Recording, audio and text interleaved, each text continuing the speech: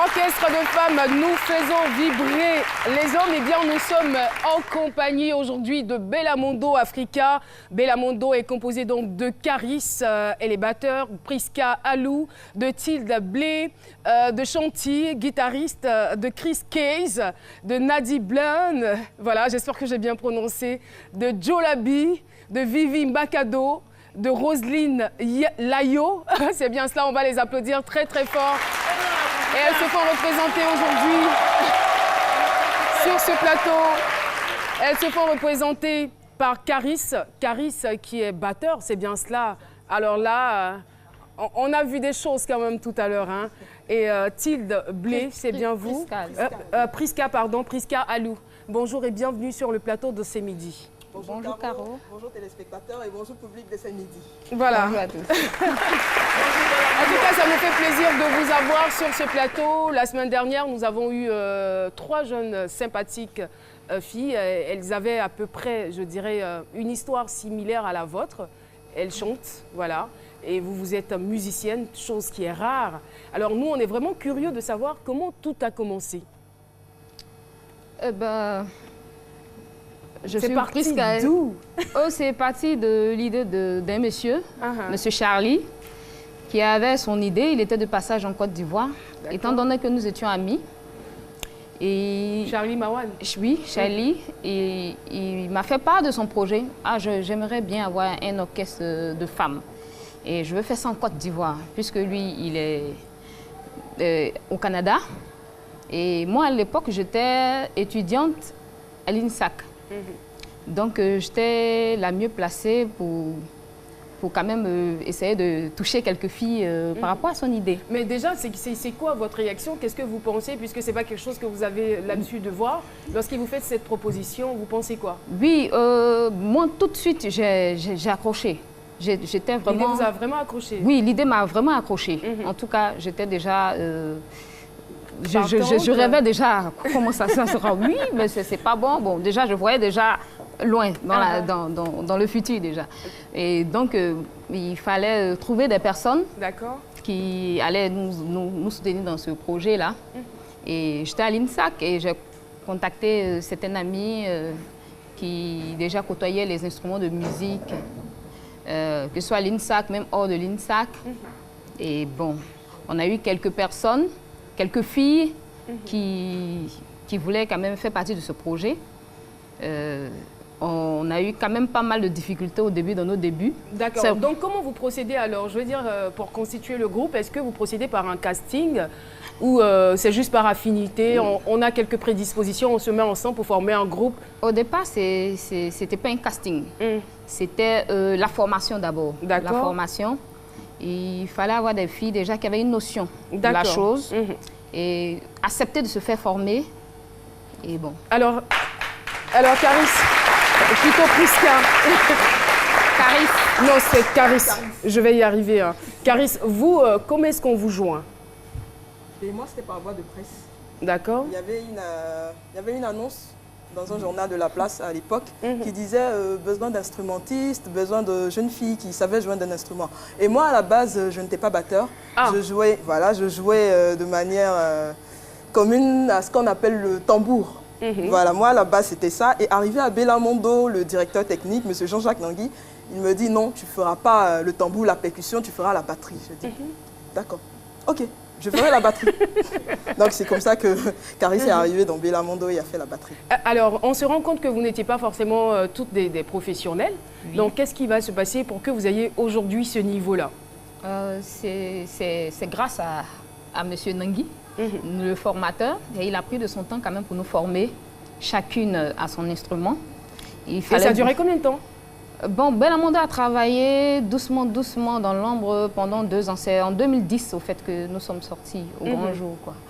Pour dire que c'est pas sur un coup de tête que les choses se sont passées. Non, on a pris notre temps, en tout cas. Le projet était là, il a été savamment mûri. Ensuite, vous avez sorti, on va dire, plus tard un album. Mais déjà, on vous voyait dans des spectacles, dans des manifestations, tout cela. Alors, quelle ambiance prévaut au sein de ce groupe? Ça, c'est la question que tout le monde a envie de savoir. Chez nous, je dis toujours, Bellamondo, c'est d'abord, il y a Dieu, parce que Bellamondo ne fait rien sans Dieu. Et c'est famille. Chez nous, c'est la famille. Bellamondo, c'est famille, c'est convivial. Et il y a beaucoup de palabres aussi. J'ai besoin d'une autre réponse. On va s'arrêter là, il y a beaucoup de palabres. On va aller de ce côté-ci pour les personnes. On va aller de ce côté-ci, voilà. Alors, l'ambiance qui prévaut au sein du groupe. Beaucoup de palabres, beaucoup de discussions et aussi beaucoup d'amour, beaucoup et surtout beaucoup d'amour. Mais excuse-moi de juger à l'apparence, hein, mais quand j'entends le timbre de votre voix, j'ai l'impression que vous êtes une personne un peu autoritaire. Voilà. C'est ça. C'est vrai que je suis autoritaire. J'entends ici que c'est elle-même qui fait palabre là. C'est vrai que je suis autoritaire, mais quand c'est le travail, tu te mets sur l'autorité du patron. Hein. D'accord. Donc, c'est vrai que quand je dis Chanty, arrête-moi ça, elle arrête parce qu'elle sait que j'ai crié après. Vous badinez pas, hein? Oui, mais c'est vraiment une famille Bellamondo. Et c'est qui commence les disputes généralement? Nadège. Non, c'est pas moi. C'est la voilà. C'est elle, mais elle m'a l'air un peu réservée. Très réservée, mais elle va tuer. Mais elle est très nerveuse là. Elle va tuer. Elle va tuer. Hein. Oui. Merci beaucoup. Merci infiniment. Alors c'est ça, on se crêpe souvent les chignons, mais après on se retrouve. On se retrouve au nom de l'amour et au nom du groupe. Ça a été quoi la pire des expériences que vous avez déjà vécues sur scène? La pire expérience sur scène, c'est lorsque, en plein jeu, la bassiste, elle voit un client qui monte et qui donne le numéro de téléphone dans ses oreilles pendant qu'elle joue. Non, mais ils sont admiratifs. Ça l'indispose, elle ne peut pas faire la basse. Elle fait ça, elle sourit. Alors que le monsieur lui dit, mais il faut que tu m'appelles, il faut que demain. Pendant qu'elle est en train de jouer. Donc, c'est pas facile. Sur scène, ça, je pense que... Non, pour dire à quel point il est séduit par ce que vous faites. Hein. Bah oui, voilà, il faut pas mal le prendre. Pourquoi pas? Oui, bien sûr. Elle aussi. Pas mal. Donc vous vous faites souvent draguer pendant vos spectacles? Tout le temps. Ça arrive. Vous acceptez? Non, pas du tout. Pas du tout.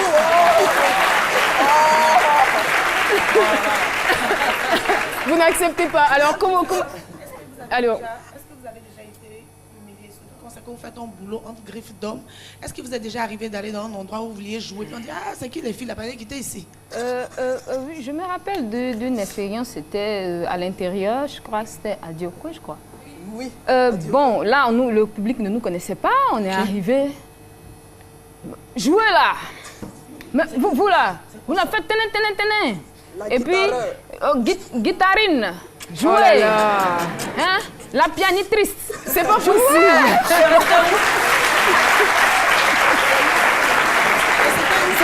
C'est pas gentil. C'était à l'intérieur à Diokwe. Donc, bon, après, ça c'était pendant la balance. Et après, bon, on a commencé le spectacle, mais bon, les gens étaient debout. Oh, continuez. Donc, bon, c'est pour dire que, bon, quand on ne connaît pas, on ne sait pas de quoi, bon, l'orchestre est capable, on peut déjà penser à beaucoup de choses. Voilà. Alors, les débuts, expliquez-nous un peu vos débuts. Les débuts, bon, n'ont pas été faciles.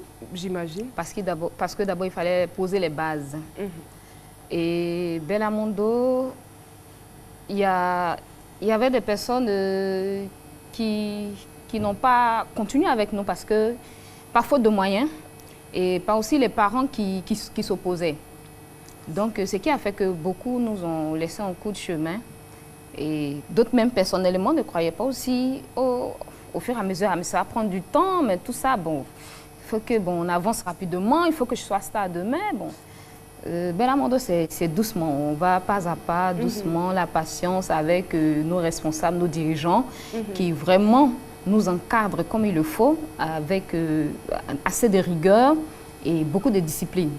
Et généralement, au niveau de vos familles respectives, bon.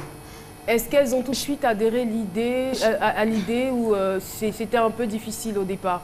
Bon, chacune a sa petite histoire. Mais moi, pour commencer, bon, moi, je me cachais. Hein. Moi, je me cachais. Bon, je faisais doucement. C'est en 2010 que mes parents ont su. Puisque moi, déjà, j'étais... Bon, c'est moi qui étais la personne. Dans le milieu, on va dire, puisque vous étiez à l'ENSAC. Voilà, mais bon, je disais que j'allais sortir, bon, professeur, bon, je le suis grâce à Dieu aujourd'hui, professeur de musique, et puis bon, ça s'arrêtait là, aller porter une guitare dans le quartier, se promener, aller sur scène demain, bon, c'est ma fille qui part là-bas, qui bon. Mais après, bon, les parents ont adhéré, il n'y avait pas de souci. Voilà. Alors, je sais par exemple qu'au sein de vous, il y a certaines qui sont mariées, qui ont des enfants. Et comment vous arrivez donc à gérer tout ça? On va dire vie de famille, vie professionnelle, vie de femme. Bon, parce qu'être femme, c'est un métier, on le dit. Oui, c'est un métier sans cela qu'on dit qu'il faut travailler doublement parce que déjà, la femme a déjà ses occupations d'abord. À la base, certains ont des enfants, comme Caris qui est là. D'accord, alors je la laisse, on va la laisser raconter cette partie-là. De toutes les façons, il est déjà vieux, il n'est plus en bas âge. Il a quel âge votre enfant? 15 ans. 15 ans, il est en quelle classe? Il passera le bac l'année prochaine. Ah d'accord, en plus il est intelligent. Voilà, il est intelligent, donc pour dire que vous avez quand même le temps de vous occuper de lui. Bien sûr, de le suivre de près dans ses études. À la maison, on essaie même quand on est fatigué, on essaie de apporter le cahier. Bah, c'est pas juste que tu as écrit parce que. Non, je ne fais pas la batterie sur lui, non, pas du tout. Je prends le temps de vérifier un peu les cahiers. Bah, ce que tu as écrit, c'est faux, c'est pas juste. Parce qu'à la base, on est tous allés un peu loin dans les études. Donc, je dis non, c'est pas comme ça, c'est comme ça, c'est comme ça. Et puis, on essaie de suivre l'éducation, les amis, les fréquentations. C'est pas parce que maman, elle est à la télé que tu vas penser que c'est facile. Non, c'est pas facile du tout. Voilà. Donc, et vous avez aussi des enfants? Moi, je n'ai pas encore d'enfants. Je viens de me marier il y a 2 mois. Ah, bravo. Et il y a qui d'autre? Y a-t-il des célibataires dans ce groupe? Elle a 3 enfants. Ah d'accord. Elle a 3 enfants? Oui, elle a 3 jolis enfants. Nadie Blaine, elle va se marier bientôt. Voilà. Roselyne Layo aussi. Et celles qui sont derrière. Attends, très si bien. Je comprends bien, vous êtes occupée. Mais comment vous gérez ça? Vu que vous êtes mariés, vous vivez en couple, j'ai une inquiétude et puis vous tournez beaucoup. Puis Abidjan, il pleut ces temps-ci. Comment le monsieur fait? Comment vous avez géré ça? Ah, il pleut, hein? Quel est le rapport? Quel est le rapport entre la pluie et le mariage? Non, déjà nos hommes, bon, ils nous comprennent, ils savent déjà que c'est ce métier que nous avons choisi. Ils acceptent de souffrir. Voilà, donc... mais dites-moi, ça paye? Bon, Bellamondo... Vous avez de beaux cachets? Bon, Bellamondo a ce qu'il faut pour vivre. En tout cas, on ne se plaint pas. C'est très diplomatique quand même cette réponse. Bellamondo a ce qu'il faut pour vivre, donc... Il n'y a pas de souci. Et ça a été quoi votre plus gros cachet? Moi, je pense que pour ma part et pour la part de tout le monde, le plus gros cachet a été lorsque vous jouez dans un endroit où vous n'aviez qu'un seul billet. Je ne dirai pas la couleur du billet. Lorsque vous n'avez qu'un seul billet pour entrer à la maison et que du jour au lendemain, vous en avez 4. Et 2 ans après, vous en avez 7, 8. Vous comprenez donc? Non, je ne comprends pas. Non, si, tu le le cachet grand. Vous vous rendez compte que les années, avec les années, avec le travail, vous avez une évolution au niveau de votre argent, au niveau de ce que vous percevez. On se dit, waouh, Dieu, il est fidèle, il est merveilleux. Et nous, on pense que ça, c'est... Mais ce qui me marque, c'est cette intelligence féminine. La femme a un certain pouvoir. Et j'imagine 9 femmes qui se mettent ensemble. Est-ce que vous n'effrayez pas un tout petit peu les hommes? Jamais. Surtout qui sont dans votre milieu. Parce que déjà, je suis en train de vous poser des questions, c'est-à-dire que vous ne répondez pas au hasard. Ce sont des réponses réfléchies. Vous répondez avec diplomatie, de sorte à ne pas... à ce qu'on ne sache pas votre cachet, à ce qu'on ne sache pas la fourchette dans laquelle on pourrait vous mettre. Voilà. Donc déjà, cela dénote de beaucoup d'intelligence de votre part, intelligence qui est liée à la femme, hein, n'en déplaise à tous les phallocrates qui nous regardent en ce moment. Tous les phallocrates et tous les misogynes. Alors dites-nous, je veux dire, est-ce que vous ne faites pas peur souvent à certains musiciens? Ou des orchestres mixtes, pourquoi pas? Je pense que nous ne faisons pas peur. Par contre, nous suscitons beaucoup d'admiration. D'accord. Nous ne faisons pas peur aux hommes. Au contraire, ils sont contents, ils sont heureux de voir qu'aujourd'hui, leur petite sœur veut embraser la chose, qu'elle ne reste pas en arrière. Donc, ils sont contents, c'est beaucoup de conseils. C'est beaucoup de conseils. Je ne sais pas si on peut citer des noms, parce qu'il y a quand même des grands musiciens, des musiciens aguerris qui approchent Bellamondo, qui disent non, les filles, il faut rester un. Il faut rester unis. Ils n'ont pas peur. Non, au contraire, ils sont contents. Et en général, ils sont tous contents. Ils nous encouragent beaucoup. Ils n'ont pas peur. À nous, on aurait cru qu'ils se braqueraient. Le fait que ce soit... C'est un peu quand même sectaire que de vouloir faire un orchestre que de femmes. Et là, je suppose que vous avez beaucoup plus de travail à faire que les orchestres mixtes. Alors, comment est-ce que vous arrivez quand même à relever ce défi-là? C'est une question d'organisation. C'est une question déjà d'organisation. Ça va, on est ensemble là? Ça va? Vous avez envie de dire quelque chose, j'ai l'impression, parce que j'ai entendu une voix. Elle venait d'où? Ah d'accord, de derrière. D'accord, c'est pas grave, on laisse tomber alors. Allez-y. Voilà, c'est juste une histoire de planning. Déjà, la femme, déjà, naturellement, bon, quand tu te lèves le matin, tu sais ce que tu vas faire, tu sais déjà. Donc, insérer encore la musique dans son programme, bon, si la femme doit dormir à 20h, maintenant tu vois que tu dors à minuit, 1h. Ça existe ça, des femmes qui dorment à 20h? Bon, c'est une manière de parler. Hein. Si tu dors à 20h, tu vas ajouter au moins 2h, 3h encore sur l'heure habituelle. Vous dit que tu fais un autre métier encore qui a besoin de temps, de consécration. Donc c'est un peu ça. Généralement, nous tous qui sommes ici, comme je le dis d'habitude, on est un peu déréglés. Parce qu'on n'arrive plus à dormir à des heures quand même raisonnables. Un truc comme ça. Qui demande.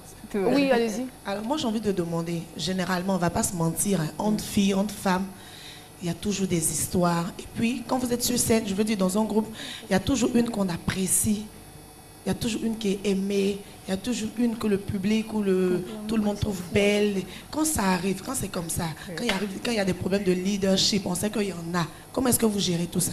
Parce qu'on vous a connu, il y a des éléments qu'on ne trouve plus, qu'on ne voit plus. Elles sont parties, c'est vous qui connaissez les raisons. Mais quand vient les problèmes de leadership et tout, comment vous gérez ça? Mais c'est ce on a des responsables formidables. J'aimerais au passage saluer mes responsables parce que...